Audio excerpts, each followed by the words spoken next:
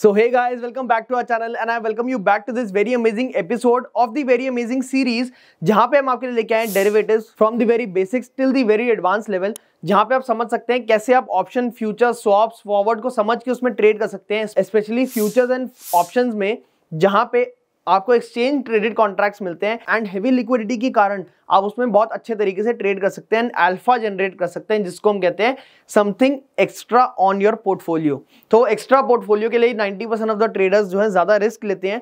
आप इसमें कैसे रिस्क कम कर सकते हैं, अपने प्रॉफिटेबिलिटी को लंबे समय में बढ़ा सकते हैं, ये सारी बातें आप इस सीरीज में समझ जाएंगे एंड रियल लाइफ में ट्रेड करना भी सीख जाएंगे। हम बात कर चुके थे डेबिट स्ट्रैटेजीज के बारे में, उसके एडवांटेजेस एंड डिसएडवांटेजेस के बारे में, एंड आज हम बात करने वाले हैं क्रेडिट स्ट्रैटेजीज के बारे में, क्रेडिट स्प्रेड्स के बारे में। क्रेडिट स्प्रेड होते क्या है आज हम ये समझेंगे। जैसे हमने समझा कि यार आज ना तेरी भाई की सैलरी आ गई, तेरे भाई इनके पास तो पैसा ही पैसा है, क्या मतलब तेरे भाई के पास बैंक में पैसा आया, तेरे भाई के पास बैंक में पैसा क्रेडिट हुआ। अकाउंट्स में क्या कहा जाता है? क्रेडिट। क्रेडिट क्या होता है? क्रेडिट वो नहीं होता जिसको आप समझते हो कि उधार ले ले, क्रेडिट पे ले ले। क्रेडिट मतलब होता है what comes in. Debit what goes out हमने समझा था, क्रेडिट व्हाट कम्स इन। आज ये हमारा रूल रहेगा पूरी वीडियो में। कहने का मतलब क्या है कि जो भी हमारे पास पैसा आया वो हमारा होता है क्रेडिट। बैंक में सैलरी आई वो हुआ क्रेडिट, किसी ने हमारे को लोन दिया पैसा आया वो हुआ क्रेडिट, इंटरेस्ट आया वो हुआ क्रेडिट। कोई भी पैसे की मॉनेटरी टर्म्स में कोई चीज हमारे पास आई उसको हम कहते हैं दिस फलाना फलाना थिंग। मतलब कहने का मतलब है कि this money has been credited in your account. Credit spread का मतलब क्या है? क्रेडिट स्प्रेड के एडवांटेजेस क्या हैं, डिसएडवांटेजेस क्या है, उसमें कैसे और कब ट्रेड करना चाहिए एंड कौन कौन सी स्ट्रैटेजीज के थ्रू आप ट्रेड कर सकते हैं, ये सारी इस वीडियो में हम समझेंगे। So let's get started. तो क्रेडिट का मतलब आपने समझ लिया व्हाट कम्स इन। अब ऑप्शंस में क्रेडिट का मतलब क्या है? अब यार ऑप्शन में तो हमारे पास कुछ आ नहीं रहा, बिल्कुल आ रहा है। ये नहीं आ रहा वाली सोच कोई बदलना है। हमारे पास ऑप्शन में कुछ आ रहा है, उसको हम कहते हैं प्रीमियम। एग्जांपल, हमने कोई 80 रुपीज का कॉल ऑप्शन सेल कर दिया, वो 80 रुपीज अगर जीरो हो गए तो हमारे पास 80 रुपए आ गए, ये हमारा हो गया 80 रुपए का क्रेडिट। एग्जाम्पल, अगर हमने 70 रुपए का कोई पुट ऑप्शन सेल कर दिया तो 70 रुपए अगर जीरो हो गया तो हमारे पास आ गए 70 रुपए, हो गए हमारे पास क्रेडिट। यही अगर हम इसके साथ एक स्प्रेड बांध लें, यानी 20 रुपए का पुट ऑप्शन बाय भी कर लें, एग्जाम्पल इसमें भी 10 रुपए का कॉल ऑप्शन बाय भी कर लें, तो ये हमारा हो गया स्प्रेड। कॉल के साथ कॉल को एक बाय करना एक सेल करना को हम कहते हैं स्प्रेड। पुट के साथ पुट को एक बाय करना एक सेल करना को हम कहते हैं स्प्रेड। हो सकता है 2:1 के रेशियो में हो सकता है 1:1 के रेशियो में, हो सकता है 3:1 के रेशियो में, हो सकता है 1:3 के रेशियो में हो। रेशियो कुछ भी हो सकती है, बट क्या होना चाहिए स्प्रेड बनाने के लिए? सेम टाइप ऑफ ऑप्शन, यानी पुट है तो पुट के साथ पुट को ही सेल करेंगे और उसके साथ पुट को ही बाय करेंगे। अगर कॉल है तो कॉल के साथ कॉल को ही बाय करेंगे, कॉल को ही सेल करेंगे। ये होता है हमारा स्प्रेड।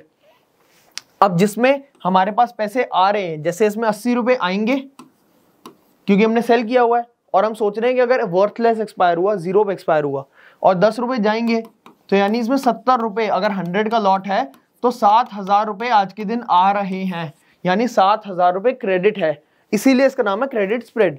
सिमिलरली पुट में क्या है? 70 रुपए आ रहे हैं, 20 रुपए जा रहे हैं, 50 रुपए का क्या है हमारा क्रेडिट। अगर 100 का लॉट है तो 5,000 रुपए आज के दिन हमारे पास आ रहे हैं, यानी 5,000 रुपए का क्रेडिट है इसमें हमारे पास ऑलरेडी। ये हो गया हमारा क्रेडिट स्प्रेड। इसको हम समझते हैं कि इसको आपको यूज कब करना है। So credit spreads are used when markets are in consolidation.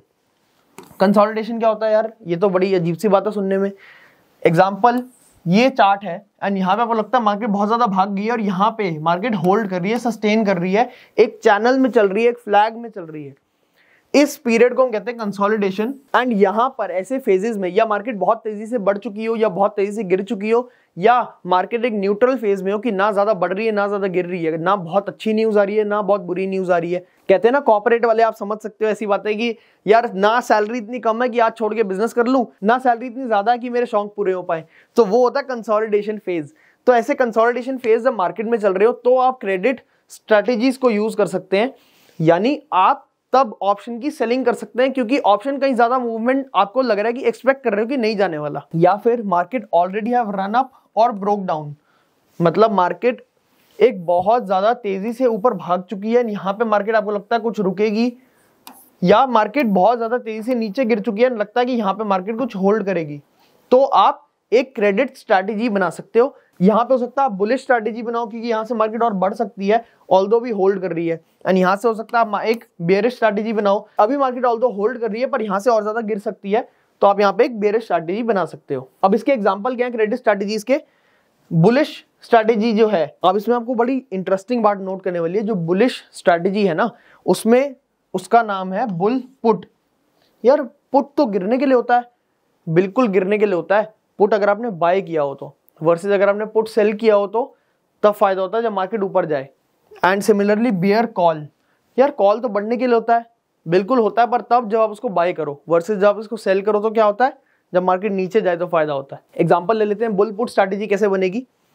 आपने एग्जांपल 100 रुपए का कोई प्रीमियम, एटीएम प्रीमियम आपने ले लिया, 100 रुपए का सेल कर दिया पुट का, एंड ओटीएम प्रीमियम आपने बाय कर लिया लेट्स से 20 रुपीज का, तो अब इसमें क्रेडिट कितने आए, 80 रुपीज क्रेडिट आ गए।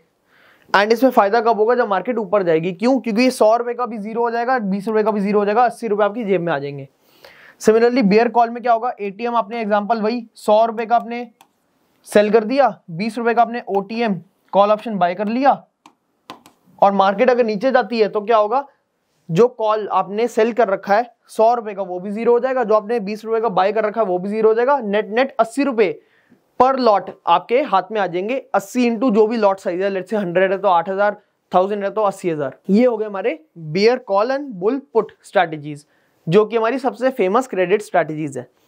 अब हम बात कर लेते हैं कि क्रेडिट स्ट्रैटेजीज का फायदा क्या है, क्यों हम क्रेडिट स्ट्रैटेजीज बनाएं वर्सेस हम डेबिट स्ट्रैटेजीज क्यों ना बनाएं, या फिर हम स्प्रेड क्यों यूज करें, नेकेड सेलिंग क्यों ना कर दें डायरेक्टली, अगर उसमें ज्यादा फायदा तो हम डायरेक्टली वही कर देते हैं। नहीं, इसमें एडवांटेजेस हैं कई सारे, एंड वो एडवांटेजेस हम इसमें बात करने वाले हैं। जैसे limited risk, naked call selling में या नेकेड पुट सेलिंग में रिस्क क्या होता है, हमारा लॉस क्या होता है, अनलिमिटेड।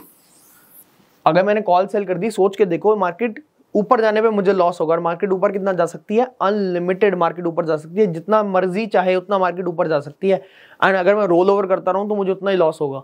वर्सेस अगर मैंने स्ट्रैटेजी बनाई हुई है, सेलिंग करी हुई है, साथ में एक बाइंग भी करी हुई है, तो मेरा जो रिस्क है वो अनलिमिटेड नहीं होगा, वो लिमिट हो जाएगा, ऑल्दो वो ज्यादा ही रहेगा। मैं ये नहीं कह रहा अगर 2000 का प्रॉफिट है तो आपको 1000 रुपए का 1500 का लॉस होगा, ऐसा नहीं है, हो सकता है आपको 5000 का लॉस भी, पर लिमिटेड रहेगा। आपको पता है कि मेरा मैक्सिमम लॉस कितना हो सकता है, तो अगर आप चाहते हैं कि मेरा 2000 से ऊपर लॉस ना हो तो आप वैसे भी स्ट्रैटेजी को डिजाइन कर सकते हैं। अगर आप ये चाहते हैं कि मेरा 2000 पे लॉस हो जाए और मैक्सिमम लॉस ज्यादा दिखाए तो आप स्टॉप लॉस का यूज कर सकते हैं, वो अलग स्ट्रैटेजीज है। बट कहने का मतलब ये है कि आपका रिस्क जो है वो लिमिटेड रह जाएगा, चाहे वो ज्यादा हो, आपको पता होगा कि ये कैप्ड हो जाएगा रिस्क, कि यार इससे ऊपर तो नहीं हो सकता। वर्सेस नेकेड सेलिंग में ऐसा नहीं है, अनलिमिटेड लॉस के होने के चांसेस भी काफी ज्यादा हाई रहते हैं। तो जैसे लेट राकेश झुंझुनवाला सर भी कहते थे कि ऑप्शन बायर की जेब खाली, जो जेब से गया वो गया, ऑप्शन सेलर की तिजोरी खाली। क्या मतलब, अगर आपने नेकेड ऑप्शन सेलिंग कर ली ना और स्टॉप लॉस नहीं लगाया तो जो जेब से है वो तो जाएगा, उसको लॉस को भरने के लिए आप घर से ही पैसे लेके देते रहोगे ना तो भी पूरा नहीं होगा, जिसको हम कहते हैं तिजोरी खाली। तो लिमिटेड रिस्क है हमारा सबसे पहला इंपॉर्टेंट पॉइंट। देन सेकंड क्या है, प्रॉफिट फ्रॉम टाइम डिके। आप सपोज करो कि आपने एटीएम पे एक बुलिश स्ट्रैटेजी बनाई है एंड मार्केट यहां से ऊपर जाती है नीचे आती है, ऊपर जाती है नीचे आती है एंड कहीं नहीं जाती, तो क्या होगा, जो ऑप्शन में आपको बताया था कि एक वैल्यू ऑप्शन की कैसे डिराइव होती है, intrinsic value plus time value. Intrinsic value तो वही रहेगी, बट टाइम वैल्यू जो है वो टाइम के साथ साथ कम होती जाएगी, जिसको हम डीके कहते हैं।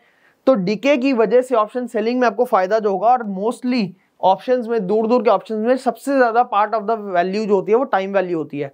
तो ऑप्शन सेलिंग करके, स्पेशली स्प्रेड में सेलिंग करके आपको क्या फायदा होगा कि आप इस डीके को धीरे धीरे टाइम के साथ साथ ले पाएंगे, and it will help you, चाहे आपके अगेंस्ट भी मार्केट थोड़ी सी चली जाए तो भी आप उसमें डीके की वजह से, क्योंकि उसमें टाइम वैल्यू है, आपको फायदा हो जाएगा। थर्ड हमारा एडवांटेज क्या है, हायर पीओपी। ये ना सीमेंट वाला पीओपी नहीं है, पर काम एग्जैक्टली वैसे ही करता है। आपके जो पोर्टफोलियो, आपका जो पैसे है ना, उसके ऊपर एक परत चढ़ा देता है प्रॉफिट की। कैसे, पीओपी को हम कहते हैं प्रोबेबिलिटी ऑफ प्रॉफिट, कि भाई अगर मुझे 80 टाइम्स प्रॉफिट हो रहा है और 20 टाइम लॉस हो रहा है 100 बारी ट्रेड करने पे, या 70 टाइम प्रॉफिट हो रहा है 30 टाइम लॉस हो रहा है ट्रेड करने पे, तो मैं नेट प्रॉफिटेबल रहूंगा अगर मेरा लॉस और प्रॉफिट बराबर है। थोड़ा अगर लॉस ज्यादा भी है तो भी मैं प्रॉफिटेबल रहूंगा। कहने का मतलब ये है कि प्रोबेबिलिटी ऑफ प्रॉफिट सेलिंग में होती है बहुत ज्यादा एज कम्पेयर टू बाइंग। अगर आप एटीएम सेलिंग भी कर रहे हैं तो भी आपको 60 से लेके 66% की प्रोबेबिलिटी ऑफ प्रॉफिट रहती है। मतलब 100 बारी ट्रेड करने में 60 बारी आप जीतते हैं, 66 टाइम्स आप जीतते हैं एंड 40 या 33 टाइम्स आप हारते हैं।